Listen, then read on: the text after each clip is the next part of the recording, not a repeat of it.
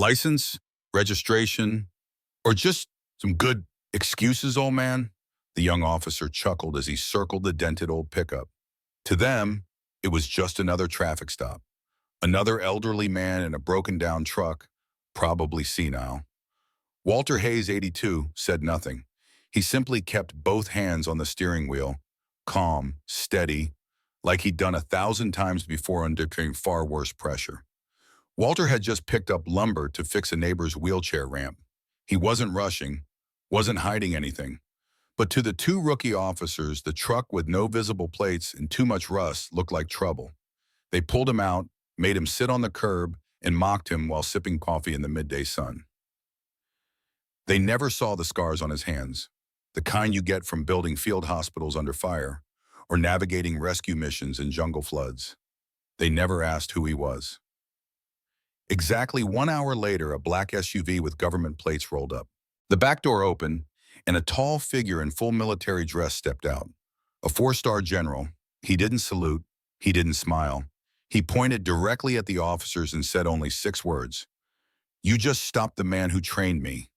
Gasps rippled through the growing crowd. Phones were raised. The laughter stopped. What followed was not a scolding. It was a lesson, not just for 2 officers, but for an entire town.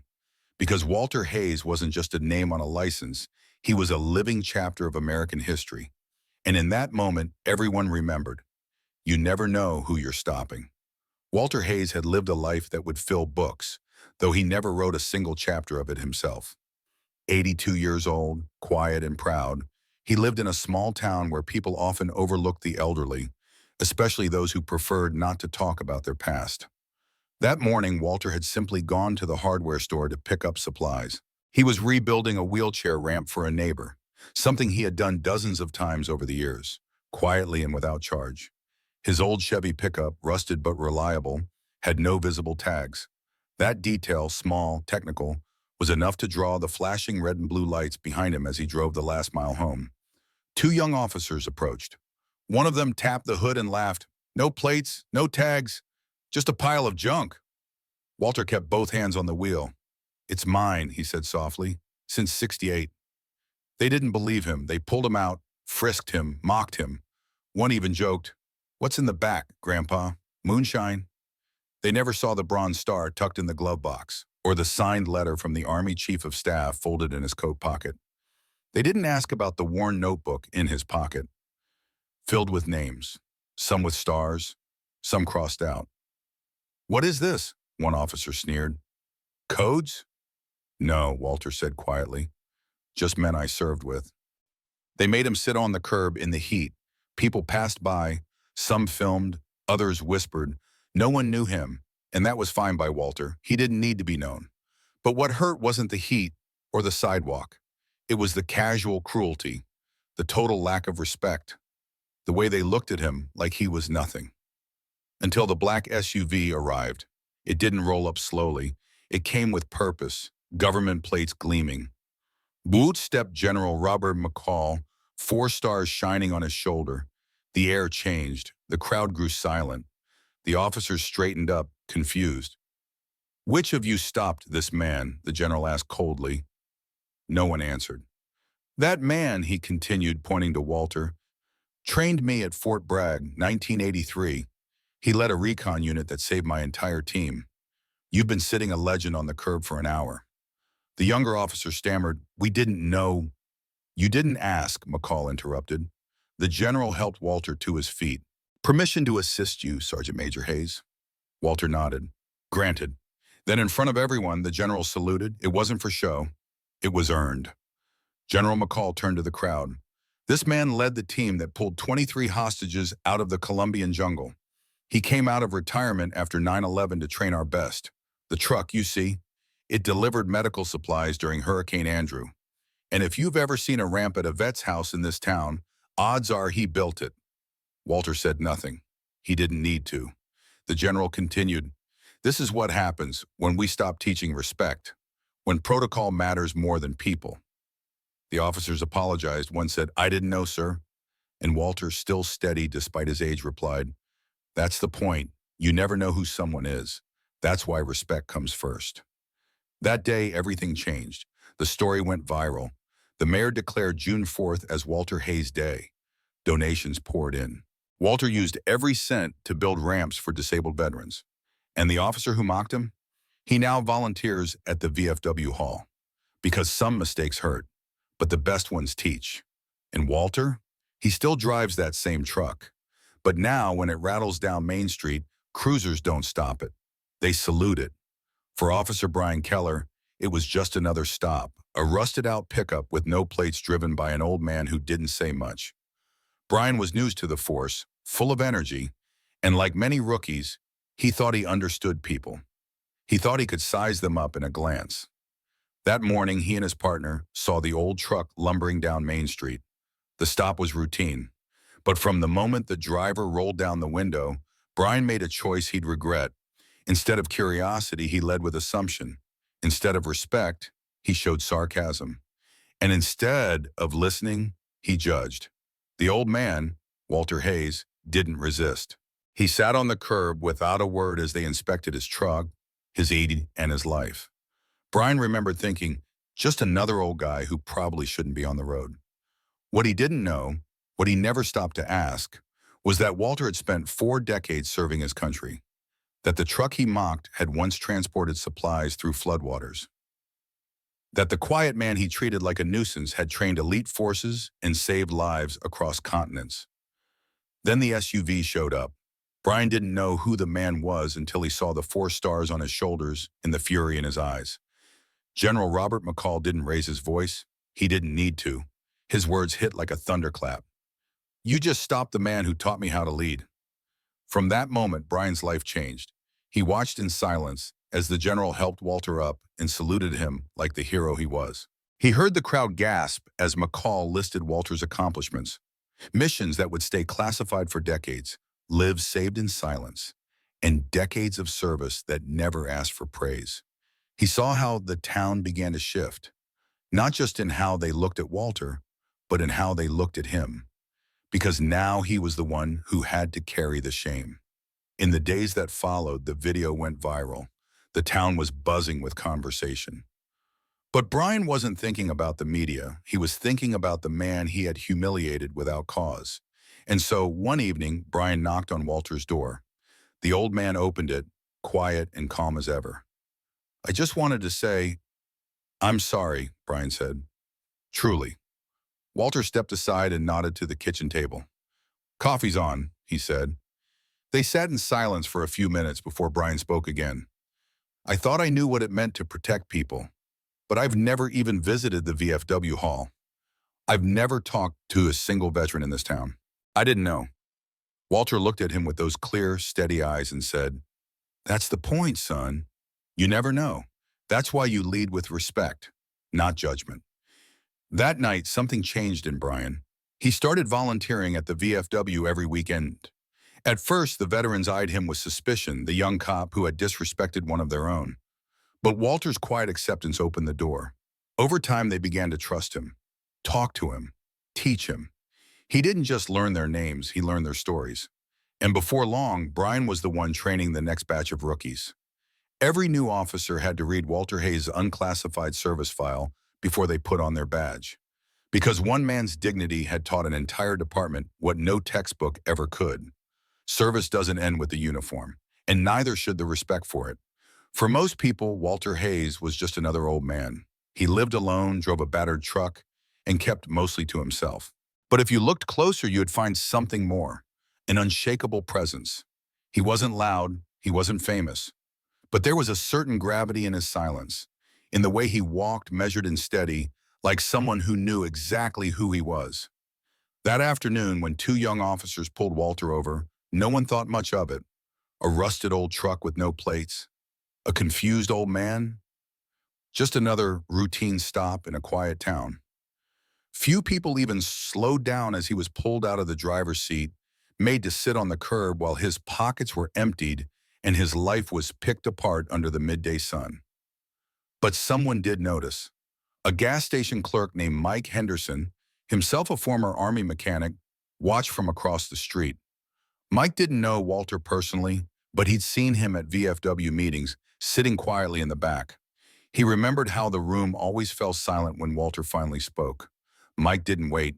He picked up the phone and called someone who would. Exactly 59 minutes later, a black SUV rolled down the street like a shadow made of steel. It didn't hesitate. It didn't blink. And when the door opened, General Robert McCall stepped out in full dress uniform, 4 stars gleaming under the sun. His words were few.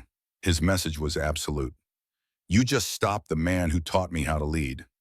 In a town where most folks had walked past Walter without a second thought, that sentence landed like a thunderclap. Within minutes, the small crowd that had gathered out of curiosity began to whisper, then murmur, and finally realize who they were looking at. Not just the general, but the man sitting silently on the curb, his dignity never once flinching under the weight of humiliation.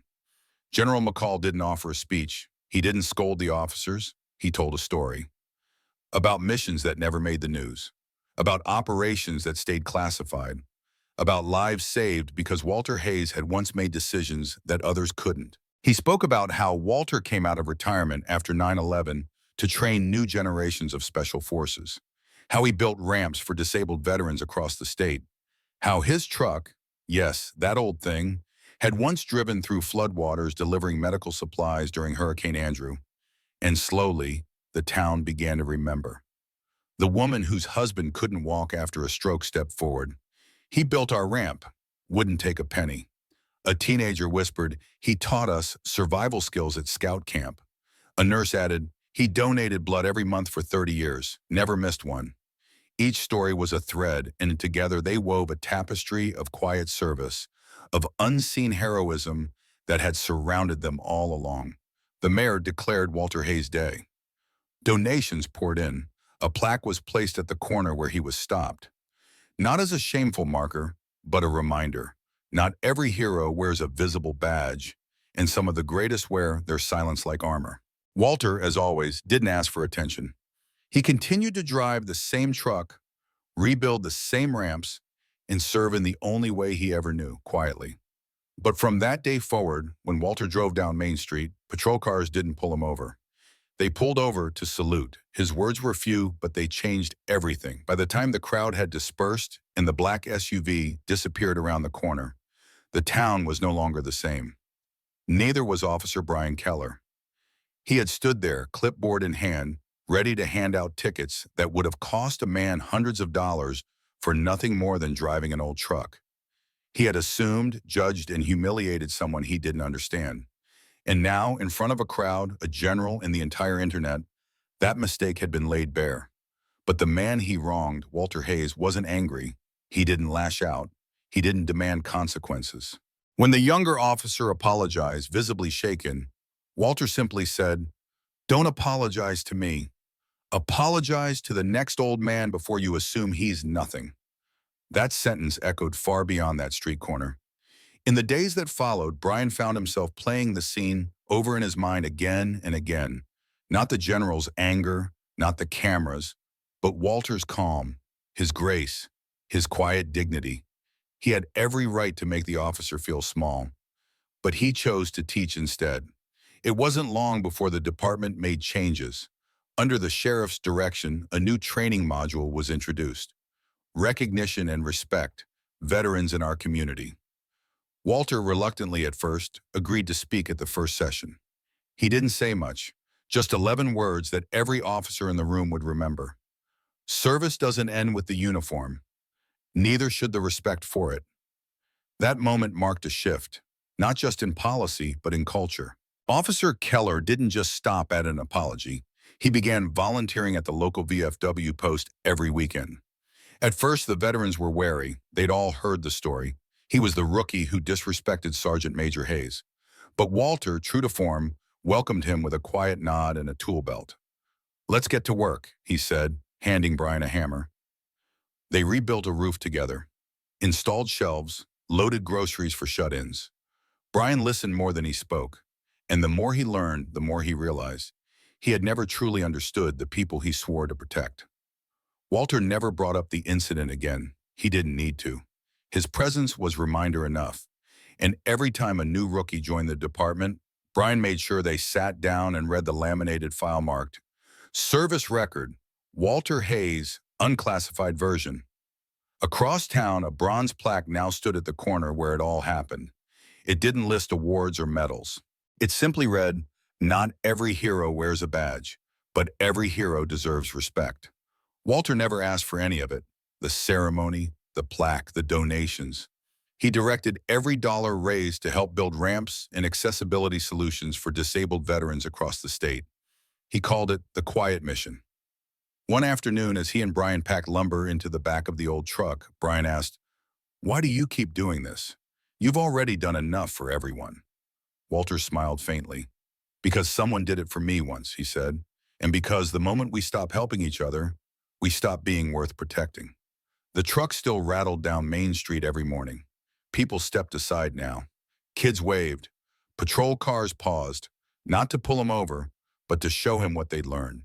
And taped to the inside of every cruiser's sun visor was a small card with 6 words: "You never know who you're stopping." The legacy he never asked for, but the one we all needed. Even after national headlines and a 4-star general salute, Harold Briggs returned to his quiet routine. He still drove that same rusted truck, still carried tools in the back, still showed up with lumber to fix broken ramps for veterans most had forgotten. But this time the world finally saw him. Thanks to the overwhelming response from across the country, the Harold Briggs Initiative was born, an outreach project dedicated to building wheelchair ramps for disabled veterans nationwide. In just the first few weeks, over 300 homes were placed on the waiting list. Donations flooded in, volunteers stepped forward, and the man who had once been forced to sit silently on a curb became a symbol of dignity, resilience, and quiet heroism. At the exact corner where he was stopped, a bronze plaque now stands, not to shame, but to teach. It reads, "Not every uniform comes with a spotlight, but every act of service leaves a legacy." And now, when Harold drives through town, no one looks past him. They step aside with respect, not because he demanded it, but because he lived in a way that earned it. The lesson is clear. Never underestimate the quiet ones. The man in the old truck, the woman in the grocery line, the neighbor you rarely speak to.